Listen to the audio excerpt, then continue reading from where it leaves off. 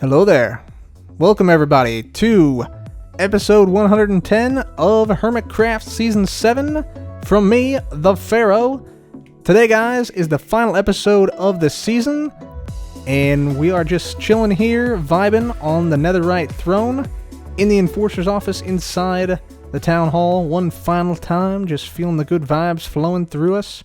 And yeah, before we begin, I just want to say a huge thank you to everybody who supported me throughout the season and who continues to support me both on YouTube and on Twitch. So much appreciated. Thank you guys so very much. This season has been a blast, and today we're going to finish it in style. And although I said this was the final episode, that is not necessarily true.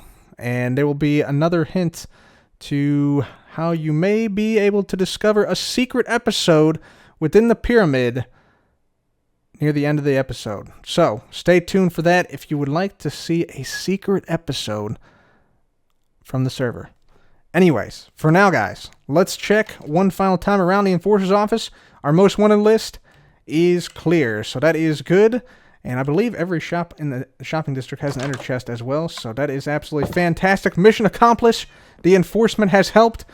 Shops have flourished, and the shopping district this season was absolutely fantastically amazing.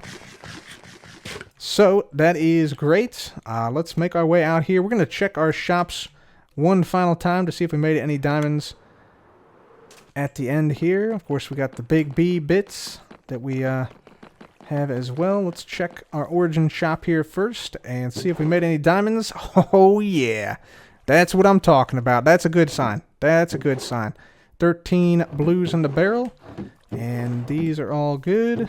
These are all good. And those are all good. Okay, fantastic. Let's check our netherite shop. I believe we sold out completely of netherite. And we had to come and scavenge some, to be honest, when we made those lodestones the other day. But yeah, looks like we are actually completely sold out of ancient debris. So people who thought the ancient debris wouldn't sell at 1 diamond block per ancient debris, got them. Got them. Straight up got them. We sold out totally. So the final shop, the Gold Rush shop, and we also have prospecting here, which was kind of underutilized. I was hoping people would use this a little bit more, but I think some people did use it. But let's check and see if we got some diamonds here. Looks like we're still stocked up on blackstone, and I think we're out of gold at the moment. But I need gold for a project we're going to be doing today that is going to commemorate a couple of things from the season.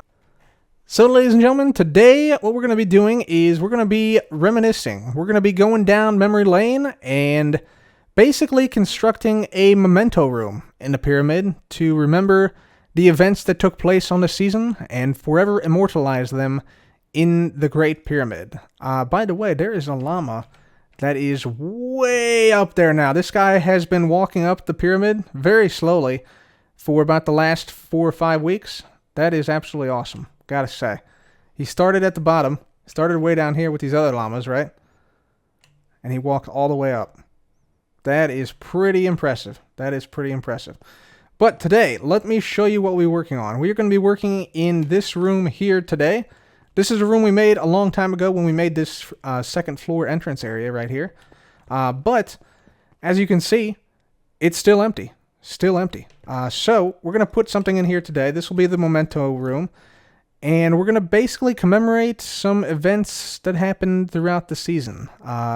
More specifically in the second half of the season, because we actually have already a couple of mementos in the first pyramid we constructed. This very, I guess, I don't want to say small pyramid, because it's actually not that small, but I guess non-great pyramid.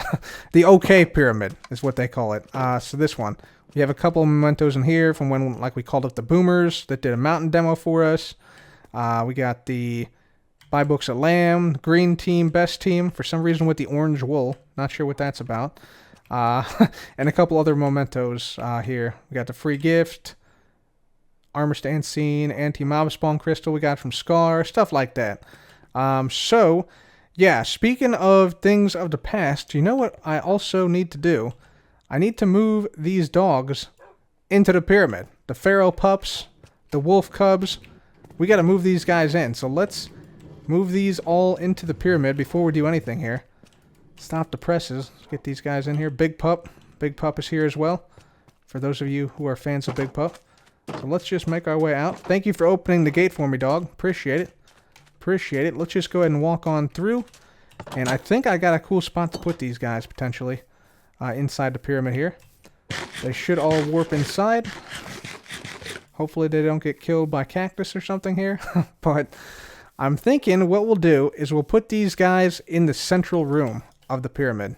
Alright, ladies and gents, so we moved the dogs here into the central room, and I think the plan here is we want to have all these dogs looking down from above, guarding all of our resources, guarding Xibalba, making sure there's no intruders or, any invaders that might enter the pyramid and cause disturbances. If so, they can alert us, and yeah, the Pharaoh's wrath will be descended upon them. I guess that's the lore we're going with. So, I think the way we do this is like so. So, I built a little platform up there. We're going to take Wolf Cub, and we're going to walk him over here, and we will land on this platform here. He teleports to us. We sit him down, and then we just shove him on over like this, and he should pop up onto the stair. There we go, and hopefully, maybe, he turns around. There's not really a way to keep him, I think, from turning like that, but yeah, just like that. Alright, the final dog going in. Just gotta push him over a little ways. There we go, make sure he's centered. I think he is, not quite, a little bit more that way. There we go. Oh, too far. There. Perfect. Alright, now look at me. Should turn any moment now. There we go. Keep turning. Perfect. Right there. And hold that pose. Perfect. Alright, I think that this has worked pretty nicely, actually. And these dogs should just maintain that pose. Oh my god. Yes! That is beautiful. Look at that. They look like statues, don't they? That's magnificent. I love it. Let's take a look at these two here. Beautiful. Beautiful dogs. All right. So, happy we were able to do that with our dogs. Now let's get up to the top here, and we're going to be doing this memento room. So, first things first, I actually want to change up the entirety of the look of this room. So, the plan is similar to what we did with the monument room. If you guys recall, if we just head on down there, let's just skip on down this way. We'll actually go through the farming room to get there. We'll just fly on down here, like so. We float on over here, around this side to here. We actually put terracotta down on the wall here in this monument room. So, what we're going to do is basically the same thing. We're going to cover the walls all with terracotta to get that sort of like enclosed feeling. And also, it looks really great, I think. So, we're going to do that, and yeah, then we'll see where we're at.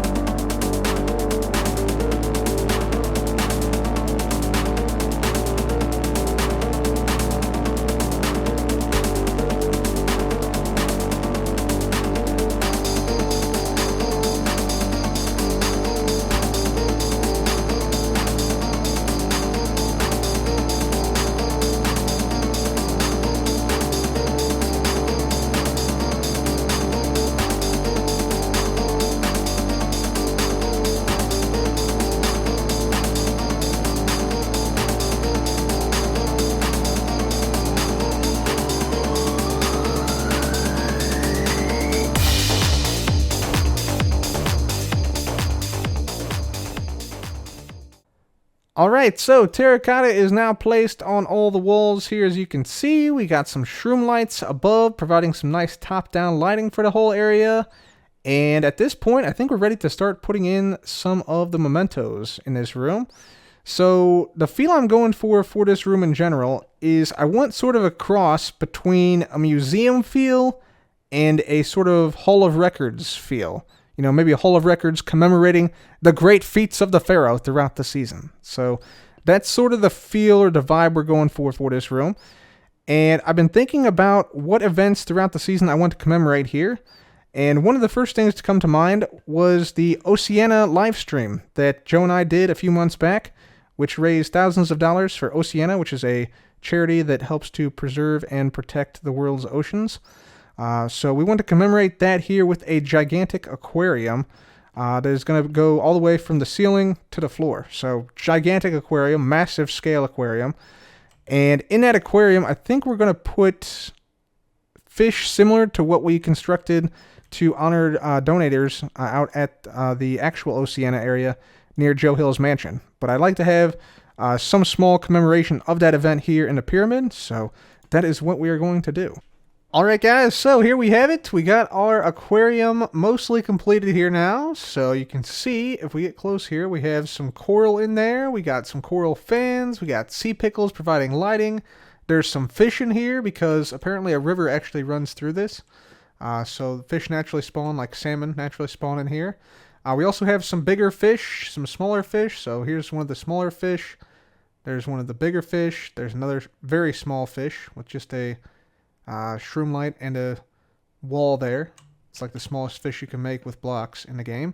But this is sort of reminiscent of the Oceana area, which you can find over by Joe Hill's mansion. And I think it looks pretty neat. Looks pretty neat. We got some interesting fish in here. And yeah, I think this represents the area we built over there for the Love Tropics charity stream quite nicely. However, the one thing we do need to still add is other live tropical fish. So I think we're going to head on over to the shopping district, and for our last purchase of the season, we're going to purchase a couple of tropical fish from Isuma. Alright guys, so we're over at Isuma's fish shop now, and we got ourselves 16 different types of tropical fish. So yeah, pretty good variety here, and I think these are 1 diamond for 2 fish. Yep, so we got 8 of them, so we're going to put 8 diamonds right in there and head on back to the pyramid. Alright guys, so we're putting in the final fish here in the aquarium. You can see some of the different varieties of tropical fish we're putting in. There we go. Yeah, and you can see them all floating around over here, schooling together, I guess. So with the tropical fish all now placed in, and we also got rid of the fence gates down here, we're now ready to move on to the next memento area. The next one we're going to do, I think, is going to be one of the bigger mementos we make. I want to make a memento for the road competition that Isuma and I won earlier on in the season, held by Mayor Scar. So I think we're going to make a representation of the road here that we created in the shopping district, the Blackstone Road with the lamps on the side. And Isuma's also had a section which was like a moon area with like light gray concrete powder and light gray glass, some dead coral, some buttons, stuff like that.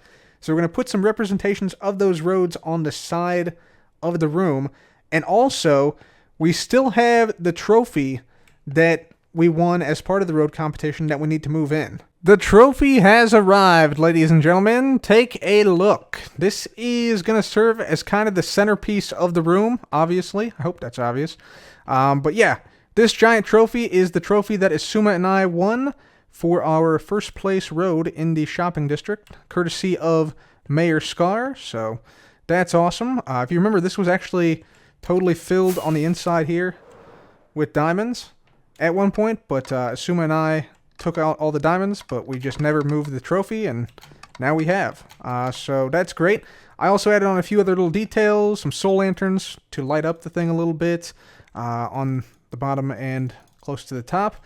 We also added some chains around here to sort of like set it back even further after all this sort of like on display here.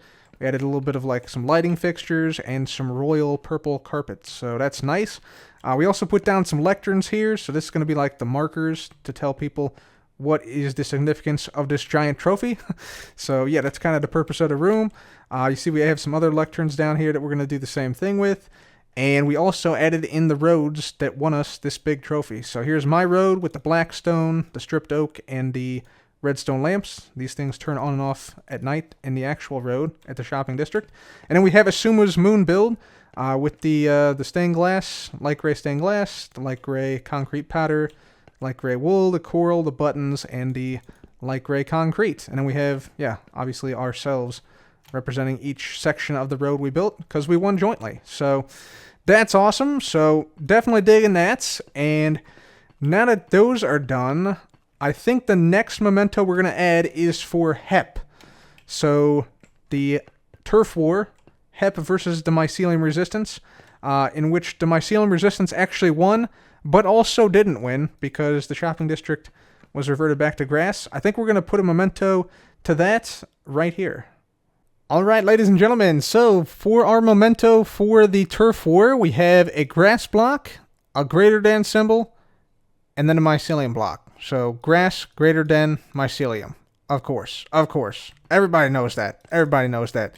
We also, in the standard galactic alphabet, have written a message up here that just says HEP Life for the Hermit Environmental Protection Agency. So that is that. We got Mumbo here, of course, our map that we made of Mumbo with the HEP Life headband, and it says join HEP, get cake, and we got the HEP banner on the side. So I think that is going to be our memento for the turf war. Pretty nice, speaks for itself. And now with this done, I think we're ready to put down a mural for the Big B saga.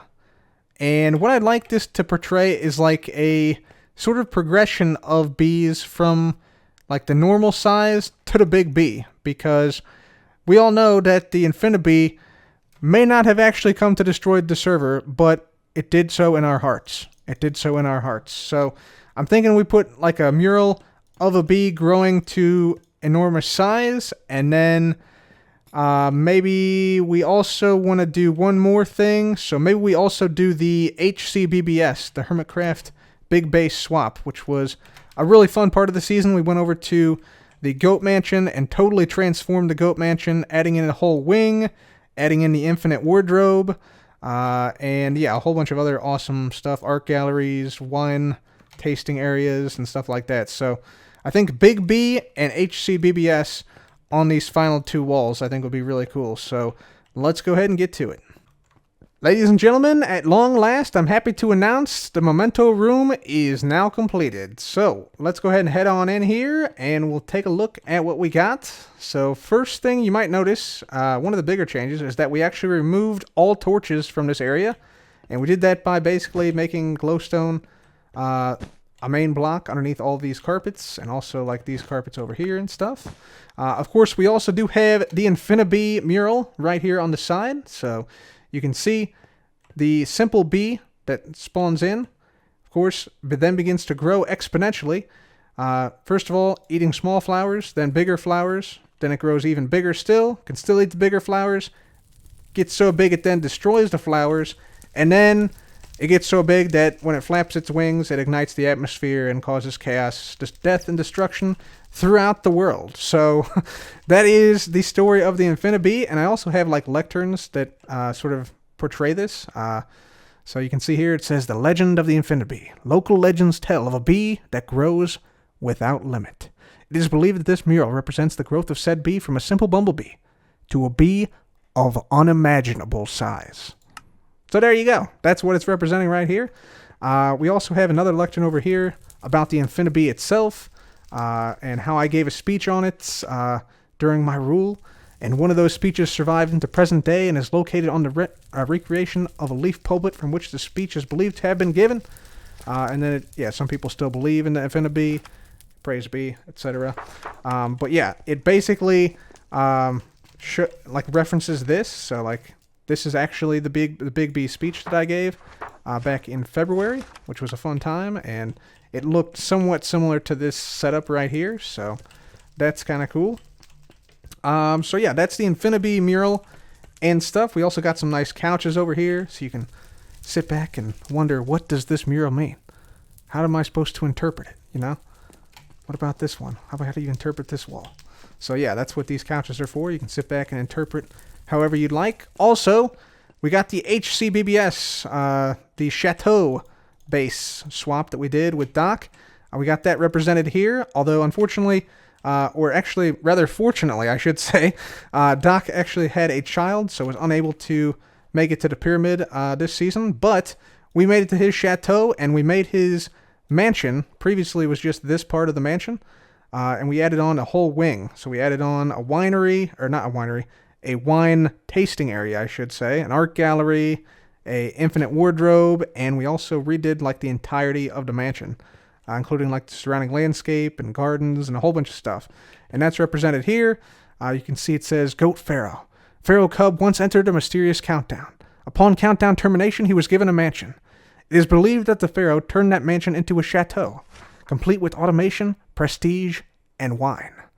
The Pharaoh resided there for many months until he had done everything. He was declared the greatest of all time by the Goat Mother, and soon after returned to his duties as Pharaoh. So it sort of gives a brief, like, retrospective analysis of what this mural represents, I guess, but also in like a funny way. So yeah, that's that. We also have some like artifacts from the HCBBS itself that we nabbed after it exploded, so that's pretty cool. And then around here we have some just various things. We got an ancient adventure map. We got the cream rising to the top from the HWF that we did with Ren. So that was a good time. We got over here a HEP shield, and we got I think this is the mayoral poll that we ran. Yeah, that told people how to work the mayoral polling places. So yeah, that's that. As for these other lecterns, I'll just show you real quick here. The Great Pharaoh's Road. Pharaoh Cub once participated in a road building competition on foreign lands. Of course, he won first place and received this giant trophy. So that's that one. And then we have the moon one over here. So yeah, with the roads and stuff. So the Pharaoh Moon Connection. The Pharaoh, as we know, is the morning and the evening star. But did you know he once built a road to the moon? There he met a mysterious moon man, and they joined their roads together. And so here I tried to like merge myth and reality. Meeting a moon man, like this guy, Asuma has like on his skin like a little bit of like a helmet here, and he actually meant this to be like the moon. He had like a jump boost beacon and everything. So the lore is like blending myth and reality. Like I technically did build a road to the moon, so it's kind of like bending the truth a little bit. The legend sort of exceeds the reality, but that's what happens sometimes in ancient history. So that's pretty cool. We also have, a similar thing for the giant aquarium here. So the Pharaoh gives back. Once participated in a charity event. But this is actually a real thing we did. So this is actually real. And then, yeah, alongside Joe Hills and in conjunction with Love Tropics, he helped to raise thousands of dollars to help aid Oceana's efforts to keep the oceans healthy. So, yeah, it just gives a nice little overview of that. And, yeah, there's also one for HEP. I'll do this one as well. This is the final one here, I believe. The Pharaoh's Turf. During a period of turmoil, the Pharaoh stood on the side of beauty, wonder, and green grass. Pharaoh Cub helped HEP to free the Mushroom Island from the fungi menace. That is true. That is true. So, ladies and gentlemen, with that, this memento room is now complete, and that closes the final chapter on our season here on Hermitcraft Season 7. It's been an amazing season. A lot of good memories, a lot of good times, as mostly seen in that memento room. And yeah, it is a season which I will never forget, so thank you all for coming on this journey with me. And yeah, now I want to do a couple of other things before we call it a season. Let's take our monorail over to the lectern area, and we will see exactly how much we spent on the pyramid today. There's a scarab still scurrying about. Cool to see that the scarabs actually survived the entire season, or at least some of them did, inside this giant scarab enclosure down here. Yeah, you can see one of them in there. There's probably a few others around the area. They sort of scurry about, and they sometimes hide behind blocks, like over there, for instance. But let's check the lectern over here, and we'll see how much we spent in total on the pyramid this season. Looks like we spent a grand total of 4,135 diamonds on the pyramid this season. So, very nice, very nice. So, from the very start, We've monitored how much we spent. You can see the progression when I built the pyramid well over a year ago now. And some of the events that happened there. Died to invisible dragon. Right here. Oh, yeah, that's when Iskall came over and enslaved me. That was hilarious. Yeah, that was awesome. Big booms. We blew up some areas. And, yeah, you can see the construction here around there. But, yeah, in total, 4,135 diamonds. Keep in mind, that's just stuff that we use directly on the pyramid. That doesn't include things like food or rockets or blocks for other builds or anything like that. So, not too shabby, not too shabby. Also doesn't include, like, blocks I mined myself. Which there was a substantial amount of. But with that, I want to also check my stats here. See what we got in terms of things that we mined out. So let's go over here to stats. Here they are. Let's see how long we played this season. Let's see. Time played is here. 78.92 days played on the server. So, not too shabby, not too shabby. Items, let's see. Times mined. Netherrack, obviously, this is from when I mined ancient debris, mostly. So, yeah, that is that. You can see some of the other stats right here as I just scroll down the list. So, if you're interested in, like, diamond ore, we mined 5,486 diamond ore. Ancient debris, 3,947 ancient debris. So, not too shabby, not too shabby. That's how we made the Hall of the Ancients in the pyramid over here. Right back this way. There we go. Right there. So yeah, I highly encourage you guys to download the world. Check out the pyramid. There's a lot of stuff for you all to do in the pyramid. So for instance, you can come over here to Target, where there is over a dozen mini games to play. There's everything from Castle Defense, which you see here, to Bullseye over there. We got Open Sesame here, where a lot of hermits have played, and they've set records at different signal strength levels. So I think we have, like, Joe has set a couple records, Green set a couple records, Ren set a couple records. Down here, I've set a couple records. So yeah, see if you can beat our high scores here on Open Sesame. Same with Cake Crafters, Whack-A-Mole, Pong, Cast Masters, one-sided 25s. Yeah. Like I said, over a dozen games here that you can play at Target. So highly recommend you come and play some stuff here. But wait, there's more. Up here on the 3rd floor of the pyramid, you can also do some parkour. There's 3 separate parkour courses. One modern parkour, one jungle parkour, and one nether parkour up here, which is the hardest one. And you can compete and see if you can become a 3-star hermit like myself and False Symmetry, the only 3-star hermits so far. Although Joe did come close. Joe did come very close. But yeah, you can do that. And there's also one more thing. There is a mini golf, which you can play. A full 18-hole mini golf course, which you can just throw your item and play mini golf in this manner. And you can try and beat the high scores of a couple hermits. Namely these hermits here. Let's see who's played it. We got myself, Jevin, and Joe have all played it. So you can try and beat our scores right here. So there you have it, guys. With that, I think that is it for me today. Oh, yes, there is the issue of the secret episode, which will mostly be me going around and showing you guys some things that you may not have seen throughout the season. You may have missed, or that are just kind of curious, and I'll talk about them a little bit. And yeah, here is the clue. In a hallway long forgotten, 2 warriors fight. Only by walking between them will the secret be in sight. That is the clue. And I will tell you guys, that is the first clue, of which there are 2 clues. You have to figure out the first one to get the second clue, and once you figure out the second clue, the episode will be revealed. The URL will be revealed to the secret episode.